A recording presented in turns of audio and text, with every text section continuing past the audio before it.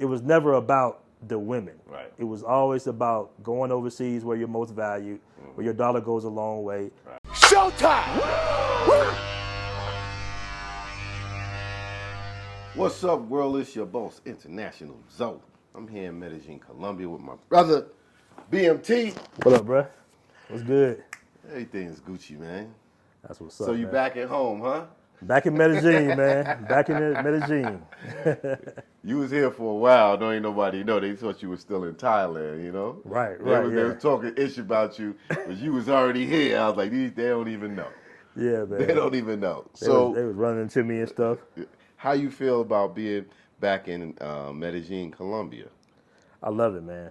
I love it. It's nothing like being home. It's closer. Mm-hmm. The vibe is cool. Blend in a little bit more.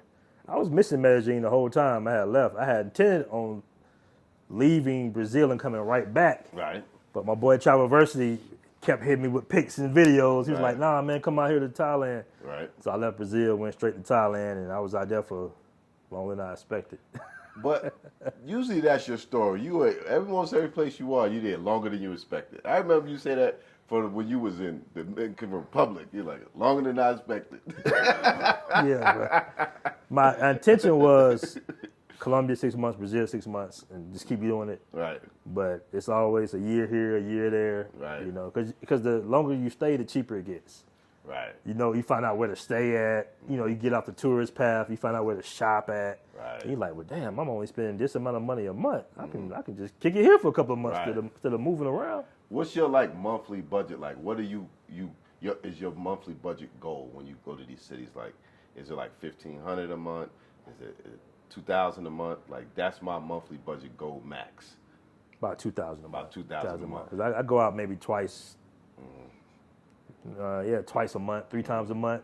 So yeah, about $2,000 a month. So you get rent and food, entertainment, everything about $2,000 a month. 2,000, a little less. Actually, a little less than 2,000 a month. Right. Yeah, a little less. Now in Thailand, when I first got there, first couple of months, you know, you're gonna go ham. Yeah. You know what I'm saying? But that's the thing about Thailand. Everything is so cheap, man. That you know, it's like you spending. And then another thing, I don't know if this happens to you, but when you spend a denomination of money that's not yours, You spend more. you look at it differently because it's like not Sometimes monopoly you money. find yourself being cheap because the numbers are so high, Right. but it's really not a lot of money.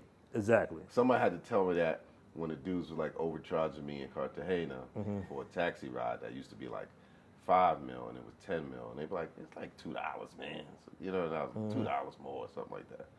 And I was like, yeah, you're right. You know, you gonna argue over $2 or $1.50? I was Yep. like, yeah, you're right. Yep. And sometimes when I try to tip, you know, because you still in the mind state of USD, you tip too low because the number is high, but it's really not worth anything. So sometimes you definitely, and it seems like America is the only country with the low denominations of money. Like other countries got $1,000 bill and $500,000 bills and or $500,000 pesos. You know what I'm saying? So you know, America simplifies their dollar system in its increments, but other countries got so many different levels that it's confusing too. And most countries got a lot of different colors when we just got one. And that's another thing that's confusing. Like you'll step up, even in Colombia, the 2 mil and 100 is both green. Yeah. But different shades of green. Yeah. But you got to watch it because I almost gave a in driver one time 100. I'm like, oh, whoa. But I felt the difference though. Right. I'm like, oh, so hold up, that's the wrong one. And they'll take it. Trust me, they'll take it. I know I was in Argentina and I gave the girl in the store too much money, but in my mind and then I had to tell her like, nah, you know, I gave you that by mistake, and she gave it back, but she was going to keep it. You know what I'm saying? So, but you gotta, and then when you go into different countries, things change. You know what I'm saying? Like okay, $70 might be 300 mil, or $70, and Brazil might be 300 reais, and $70 like in Dominican Republic might be 3,000 pesos. So it's like it's similar in some ways, but different in others. Like, and then if you go over Thailand or the Philippines or somewhere in Africa, shillings or this and that, totally different. So the app does help, having the app. Oh, yeah. Speaking of apps, well, first I was talking about the currency exchange app. Right. But speaking of apps, you have the Passport Bros app. Yes, right? sir. Yep. Now, people was catching a little hell because people were saying it's taking a long time to make it and all that shit. Right. You know, like, I don't indulge in this shit, but I hear it. You know what I'm saying? Right. I don't participate in it, but I remember people was trying to crack jokes saying when it's going to be done and all that stuff. So it's done, right? How long has it been out? It's been out ever since June. June. Yeah, June. Okay, tell me what can they expect in the app? What do you get in the app? Man, the app is super dope. It's basically a private social network, right? We're gonna be making a major update soon, but right now it's just guys traveling the world, networking. We got a resource center on there, guys posting pictures and videos. It's just dope to be able to actually have an unchecked dialogue. Like you've never seen something similar to Facebook, untamed. Right. You know, and Right. like the feed, the main feed is pretty clean, but the groups is off the chain. Right. So you have groups within the app. Yeah, we got like private groups within the app. Okay. Yeah, so we got like Brazil uncut, Colombia uncut, you know. Where people submit their own videos and stuff like Basically, that? yeah. Information. Post, yeah. Okay. How much is the app? The app is $4.99 a month. Okay. Right. Yeah. So it's a subscription-based app. Yes, sir. $1.25, and that keeps out a lot of riff-raff, and it helps us, maintain the app and to develop it for future development as well. Right. So it's been about 5 months: June, July, August, September, October. Almost 5 months. And how many members do you have in the app now? We're closing in on almost like 10,000. That's a lot. Yeah, almost like That's 10,000. pretty good. I might have to get me an app. No, you should join ours. You should join ours. I man. can join yours and Yeah. still have my own app. Yeah. But if I have an app, it's going to be totally different. It wouldn't be in competition. Right. But Well, it is a our good app way is similar to like a YouTube as well, though. Yeah, like yeah. we got a lot of content creators posting in the app, Travelversity. I got to check it out. Average Man Unplugged, all I've that definitely good been stuff. in my own zone and I haven't checked it out yet, but I'm gonna check it out. But of course, I wanted to talk about it. But let me say this real quick. I want all my traveling YouTubers. I know you got a lot of traveling YouTubers that watch the show as well. YouTube made over, I believe, $6 billion last quarter. They paid out $100 million something. So I just want you guys to do the math real quick. Yeah. All right. So in reality I think personally that we're at a stage with apps and social media like was a stage when we grew up with television, right? We had like 6 stations. Right. You know, we older cats, so we know we had ABC, NBC, CBS. Right. And right now, people think that's how it's going to be with the social networks. No, it's going to be a lot of more niche social networks coming, right? And if you apply yourself to or upload content to a smaller network that's growing, you would get probably a greater return than you would possibly on some of the major, I'm just going to say the major social networks right now. Right. Because just imagine what the guys trying to, because you got YouTubers out there with 40 million subscribers, bro. Yeah. It's hard for us to break through the little niche that we in, right? As black YouTubers, it's hard for us to break through. None of us got even 1 million, really. Yeah. I think Kevin Samuelson was the biggest one, and he wasn't even, that's dealing with nothing but travel. Unless you was a gamer. Right. Yeah. So I just say, why don't we all take our content and maybe apply it to smaller niche networks where we'll have a bigger following and we'll get a bigger portion of the pie. That's a good point. That's definitely a good point. Good point. Definitely, y'all check out the app. If you're a traveler, if you're interested in traveling, I would say check out the Passport app, Passport Bros app. Yes, sir. Now, speaking of Passport Bros, the name. You know it. And me and Aaron had this conversation before, and he just asked me about it. How do you feel about what's happened with the name? Man, you know what? I had no idea. I told you that before. I had no idea it was going to get this big. I thought it was going to be, something small. Right. And it's totally organic. I started coining the phrase years ago. You look at some of my older content. And because the original Black Men Travels Facebook group got taken down, we called it the new one Passport Bros. Right. And from there, it just started taking off, and then O'Shea and Austin Holloman, it just grew into this massive thing on TikTok, which even blew up even more with over 450 million impressions. Right. I think that's the right word, impressions, but it's basically mentions, impressions, hashtags, about 450 million. So now that's crazy. It's become this, it's become this phenomenal phrase, and I caught some heat from it. I was in a the audio rooms clubhouse type stuff.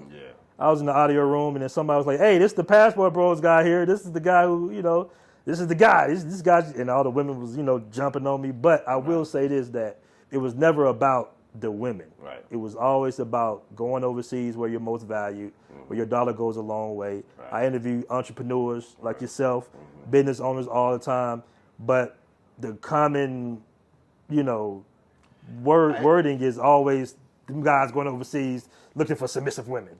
Yeah. That's what the common and what's funny about that? Well, not funny, but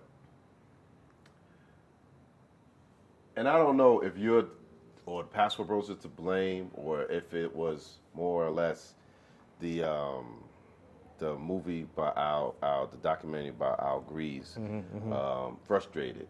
I think maybe between him and Charles Tyler's when I first started hearing that term of them being more submissive overseas and more traditional. And I guess, with anything, when you start using certain terminology, everybody starts using it, and it becomes very just popular to pull it and say it. You know what I'm saying? Like, you started out of nowhere, alpha male and beta male. Now everybody uses that terminology. Then simp came in. Everybody used that terminology. And I think the terminology just became synonymous with brothers traveling.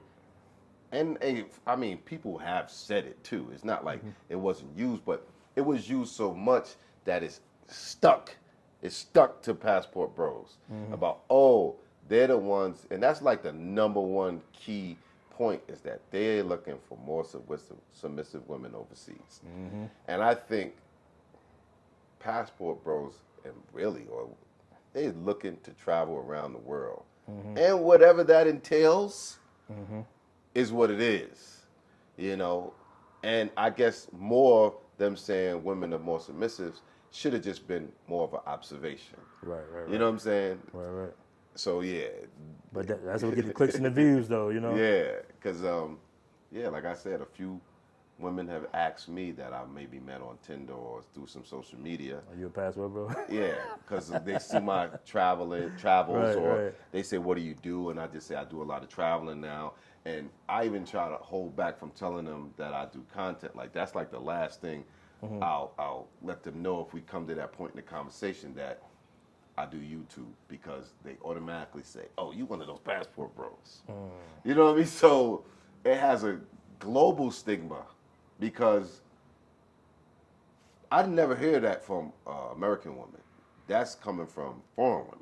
Right. You know what I mean? So it's big. It's big, man. It's big. So you back here in Medellin. How long you plan to stay here? Is this going to be your home? This is going to be my home. Your main home? It's my main home, yeah. Okay, so when you move from here, you'll be leaving home? Yeah, pretty much. When you travel from here? This would be my base. Your home base, right. This will be my base. Okay, what else do you have in the near future? You going any place new? Got any places? I definitely want to go to Africa. That's on the must list of 2024, I think. We're going to. 2024, yeah.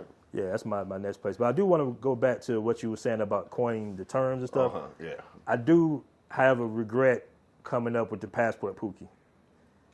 Because I'm the one that kind of, I think we had a show, I did a show or something, and I called somebody a Passport Pookie. Right. And now it's like, it's been overly used now because they're just demon guys who... Right. Well, O'Shea get the Pookie and Ray Ray made that big. Yeah, I did Passport Pookie. And then you just add the Passport Pookie. Right. And I definitely see that. Yeah, because they just... it's never stigmatized with anybody other than black men. Exactly. Yeah.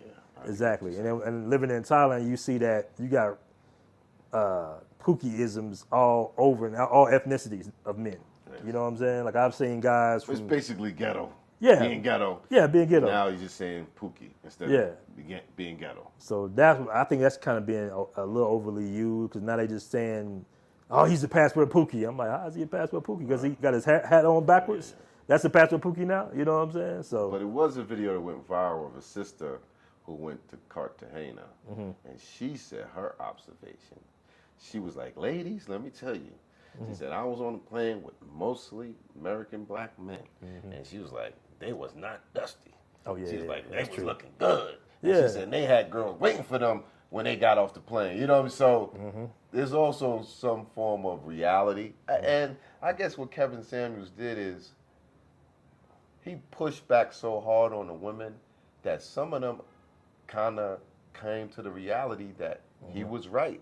And there's a lot of women speaking to what he was saying now. Yeah, I think her name is Ebony Williams or something. Not like just her, but Yeah. there's just a lot of women speaking to what he was saying now and agreeing and making videos for other women from women. So yeah, that. What do you think about that? Like, what do you think the impact that Kevin Samuels made on just the relationship of black men and women mostly?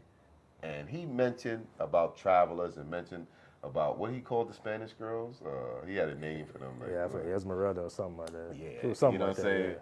saying? And you know, it's a shame that he's gone because I think he was impactful. Some people might not like his style, the way he said it, but he started something. He started something just as big as the red pill movement and you know what I'm saying, the shea butter movement. Like his movement was just as big as those type of movements, but it was, you know, short lived. You know, the impact that he had or he could have had he still been around, it could have changed things around. You know, it's interesting. I was listening to Kevin Samuels way back before he even had a channel. Because he was from Atlanta. He was living in Atlanta. I'm not sure if he lived in that, but I know he used to be on BGS channel. Okay. Some of you guys might be familiar with BGS, but he was on those panels at first. Okay. I started listening to him, and I'm like, yeah, this guy, you know, make a lot of sense. He started a YouTube channel, but he's talking about colognes and stuff, but he really was focused on black men first. Yeah. And then he was going hard on brothers, you know, brothers at first. Yeah. Then he transferred to the women. I think he was just that uncle that pulls back the Band-Aid and really get at you. Yeah. That a lot of us need, because in our culture, you know, we're not so passive aggressive. We kind of right at it. Right. You know, like if somebody really care about you, they're gonna be like, "Hey man, your breath stink today, man." You know what I'm saying? Like it's just, and he said it in front of everybody. Right. And then guess what? Your breath will never stink again. Right. So I think Kevin Samuels. I think Kevin Samuels was just that OG uncle that, you know, really wanted to see black relationships thrive and go back to maybe a generation that he came from or previous generation of us being, because most black people were married back in the 60s and 50s and stuff like that, you know. But I came from a generation where I was like, I thought it was just too far gone. Yeah, that's why I was like, get your passports, because I just think it can happen, but it's like looking for a needle in a haystack in most cases, especially if you over, say, 25 and you out of the college loop of, you know, now you on dating apps and stuff, and now you really don't know these women. Right. I think the biggest problem with dating in America is when we used to date, and you probably can attest from this, we both being an old gentleman, we were dating not on no apps and social media. It was like your sister homegirl. Or you had to put yourself out on the line and actually speak to a woman in the street. Right. On a party or on a some train type or of social something. event. Yeah, I mean, I know what it's like to be on the train, like a girl, see a girl, and be like, walk up to her in front of everybody on the train, where you would get shut down in front of because if you walk up to a girl on the train, although people might be in their own little, they're going to notice that. Somebody's sitting next to her, and if she shuts you down in front of everybody, you might have to go back to your seat or go to the next cart. It took balls to it took balls to go up to women and talk to them. You know, and I guess that's why. You know, I'm from Atlanta. I'm good at it. You know, Atlanta, that's what we do. You know what I'm saying? I'm good at it because I'm used to it. It was just like a sport growing up. But I think, like, at least, you know, coming from the South and everything, when we dated, it was always, oh, that's your cousin's homegirl, stuff like that. Like, so you know of her. You can, hey, cuz, what's up with Tanisha? And you should say, oh, Tanisha, baby daddy got locked up last year, but she done with him, and so you know something. She ain't even out there like that. She back in school, so you okay. I got something to go with. Now, You on Tinder, you on Facebook, trying to connect, and everybody lying. Yeah. Oh, You lying, she showing lying. their best too. Yeah, showing their best face. And Yeah. I come from a city of the 2-year flings, what they call Atlanta. Oh. You know what I'm saying? Just 2-year flings. So at least here, and some of these countries overseas, they do in-game dating where they take dating more serious. Right. It's not just an upgrade of furniture, you know. And don't get me wrong, I always tell people this, that it's still BS in these countries. Yeah. Women still got attitudes. Women still don't, you know, it's flaky. All this stuff is normal stuff. Right. But in some cases, you know, guys Overall, it's a little more smoother. I mean, guys are getting married. Yeah. Brothers are getting married. So I don't think I'm gonna do it again. Now the brothers are getting married, or they're brothers that is marrying for the first time. Because Right. most of the guys I see getting married overseas is getting married for the first time. right. It's not necessarily guys getting married over who was once married to an American woman and saying, well, now this woman is different, I'm going to get married again. Yeah, you was married for a good little jump too. 20-some years. 20 years, 20 God, years, damn. basically. So, yeah. I don't think this new generation can be stay in a relationship for two months now. Then they got way more distractions, too. Yeah, man. Like even if you go on a date, I don't care where you are in the world, she's gonna look at that phone. TikTok it up. Not only that, you're not just competing with the dude in your class or the dude at work or the dude on the train. You can now be competing with dudes in other states and other countries, able to have access to a woman visually, intimately almost, because the way women put themselves out there, scantily dressed on the YouTube, sexual poses, sexual dances. It's tantalizing to, like, you know, there's a reason why women have 100,000 followers and they're not doing nothing. But showing themselves in, you know, bikinis or dancing or butt jiggling or even just pretty face. You know what I'm saying? 250,000 followers. So it's people all around the world can see you and follow you and be enamored by you. We didn't have to go up against that competition back in the days. Right. We only had to go up against maybe, all right, there's 200 people at the party. You know what I'm saying? There's 500 people at the party. It's 30 people in my class. It's 1,000 students in my school. You know what I'm saying? And you know the freshmen and the juniors came and get to her. You know what I'm saying? Now, man, your competition is crazy. On the flip side, though, the competition is crazier for them as well. If you have a passport. I hear you with that, but those numbers is real small compared to the other way around. Yeah. Because not only that, she could DM Drake now. That's what I'm saying. And that's what they do.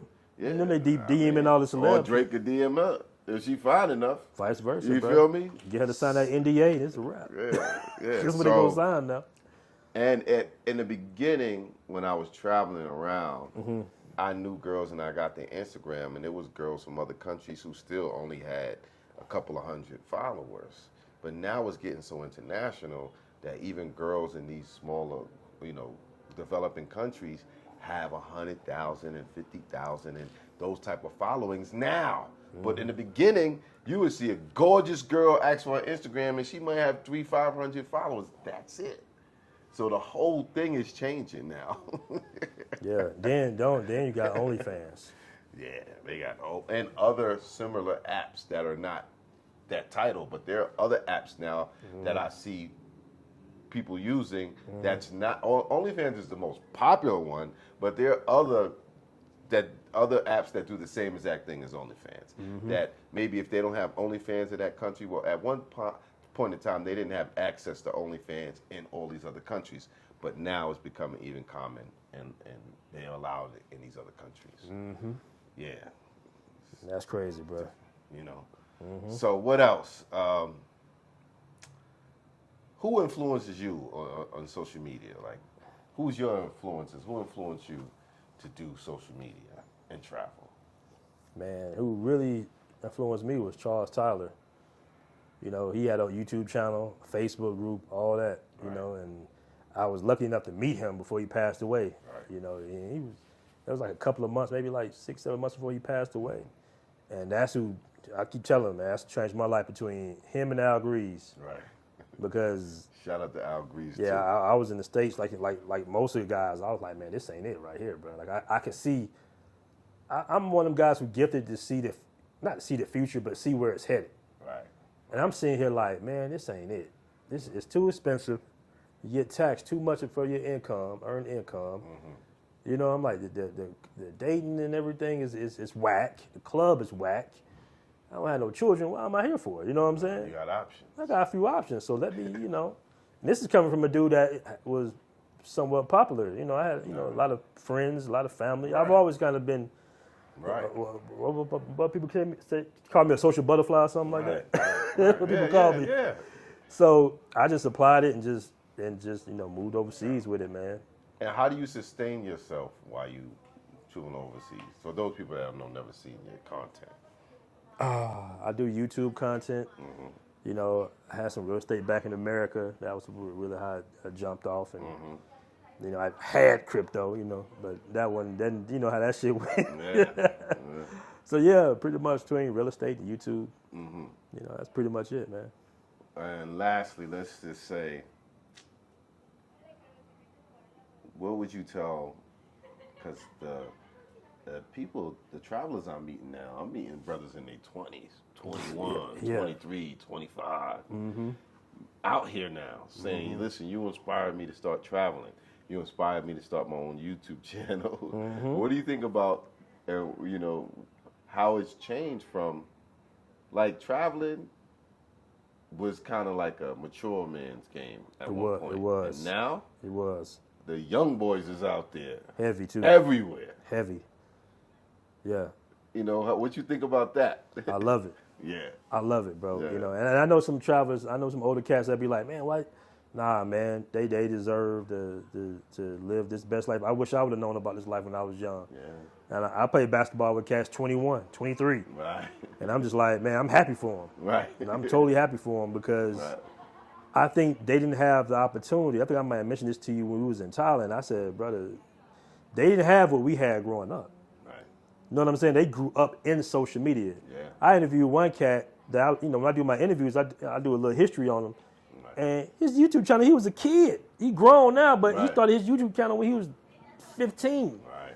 So we didn't have all that. You know what I'm saying? So they got way more opportunities, and I'm super happy for them. But at the same time, they missed out on something that the black community had more. It's like we was in love with each other. Like, you know what I'm saying? Like we had Freaknik, and we had all types of just dope stuff we used to do in the black community. And I don't just want to say Freaknik, but just we had black culture. Yeah. It was popping, bro, Yeah. all over the country, bro. 80s and 90s. I love growing up in the 80s and 90s. Right. Bro. We had The birth of hip hop, music, the clothes, annual events. Yeah. You know, it was something to see. Before the gang banging started, right? Yeah. Before, Harlem Week. They used to have the event in the Jacob Javits, the African festivals, and just things that brought black people together on the annual celebrations, things like that we would look forward to every year. I'm gonna tell you what was so fun, man. Me and my uncle was about your age. We was like, remember in the 80s, we used to dance against each other. Yeah.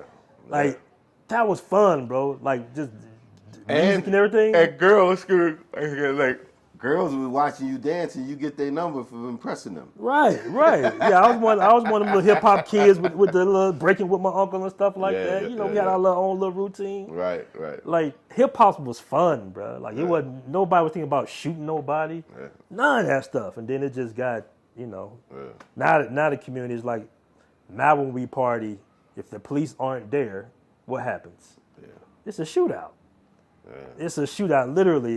If more than 100 black people in the same area without no police, somebody gonna start busting. Which leads me to this question. Do you think places that we are going, that we might be ruining these places in some way? Yes and no. Because I did catch the tail end of Sosua, right? So I seen something definitely changed. Something definitely changed. But then again, I'm like, man, we were dropping a bucket in some of these places that we visit. Like in Brazil, like we ain't got no effect on nothing going on in Brazil. Right. We go there, we spend our money, and we leave. Same thing with Thailand for the most part. So I don't think it's a big effect, but I think the closer it is to America, they're more influenced. But I think what happened with the DR was more so it's so many Dominicans going back and forth from New York to the island, just kind of just gaming people up to be similar to the West. Well, not the West, but the States for the most part. Well, what about like Cartagena? How it's changed in the last maybe like 2 years, or Medellin? How it's changed, you know? Medellin definitely changed. When I got back, I was just like, damn, this is different, right? Yeah. The prices are a little bit higher.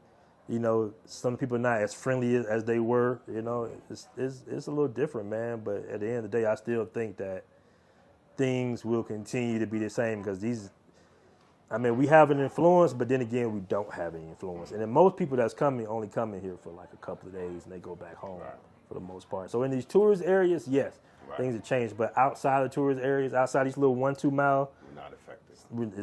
everything is exactly the same. You know, and the thing about Sosúa is it was all tourists. It's a tourist town versus just being a tourist area. So I think that's why it was so directly affected. Right.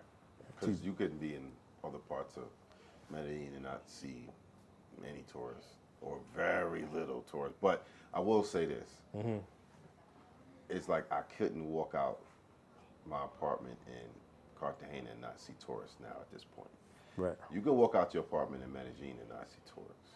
Yeah. But in Cartagena, I guess maybe because everything is in the tourist area, but it was a point, you know, where you didn't see. But now it definitely has changed. It's definitely and it's changed so much that now you not only see maybe European and white Americans, you see Black Americans, you're seeing Indians, you're seeing Chinese or some form of Asian, and you're definitely seeing the races of men and women change. Like it's not okay. Certain places you might just see Canadians and white Americans, Black Americans, maybe some Australians, maybe, but now you're seeing. I would just say okay. For Asians, they've been going to Thailand, the Philippines, and all that stuff. And then we started going all the way over there. Now they're starting to come all the way over here to Colombia. Yep. You know what I'm saying? And you know what I'm saying? And I see them in Brazil now, where I've never seen, you know, that population of men in Colombia now, where it's like, man, people are traveling around the world, and I must say, it's because of YouTube videos. It is. I was in Argentina. I was in the club, Uptown Club. 2 guys from Holland. Hey, International Zone. You know what I'm saying? Yeah. I love your videos in Cartagena. Yeah. You know, so don't get me wrong. I would take some of the blame for making Cartagena so famous. Those videos on the beach really had an impact on people. But I don't think my videos were in any way disrespectful. Right. You know what I mean? Yes, I was talking to beautiful women on the beach, but I never disrespected them, and I don't think the videos were disrespectful or disrespectful to the country that I go to, you know, and I definitely show more than that. But the impact is real, and I think it's mostly from YouTube videos. Yeah, it really is. Yeah. It really is, bro. YouTube videos got people traveling around the world. It's weird because how much money you think would estimate that we've affected the tourism? Yeah. Probably millions, right? I mean, I've met men from all walks of life who come up to me and say, I like your videos. You inspire. Just today, I was walking down in Provenza, saw, hey, brother, every time I'm out, especially in Colombia, I love your videos. I like what you do. Keep doing what you're doing. You inspired me. That's the most thing I hear more than anything. You inspired me to travel. You're the reason why I'm here. And these are usually guys that are chilling, cool guys, and not a bunch of hooligans. It's not your Pookie and Ray Ray. You know, it's when I talk to them, I ask them, you know, where you from? What are you doing? Level-headed people who look like they got something going on. And but yeah, it's people are traveling the world. Yeah, it's the world's getting smaller, man. The world's getting smaller. People are traveling. It's a backup for passports now in America. Yeah. You know, so Man, I advise you get the big book when you get your passport. Don't get the little I one. messed up and didn't check that off. But this was right after COVID, so it just happened so fast. And my passport says 2030. Man, You're gonna be I'll done be by lucky. yeah. 2025 is probably. I'm gonna max out by 2025 for sure. They need to add the extra pages like they were doing the extra I know it's pages. a staple of men, but they say don't do it anymore. They need to start doing it again, bro, because people going the world, man. I don't know what I'm gonna do when I gotta renew my joint. Yeah, just I don't redo know it how again. I'm gonna skip the line or. Imagine if I'm like stuck for like 3 months because I ain't got no passport. It's a way to do it. But I've seen someplace. I tell you that off camera. Okay. So thank you for your time, brother. Yeah. It's always good catching up with you. Y'all check out the Passport Bros app. Y'all check out BMT, his channel. Makes good content, positive content, speaks to positive people.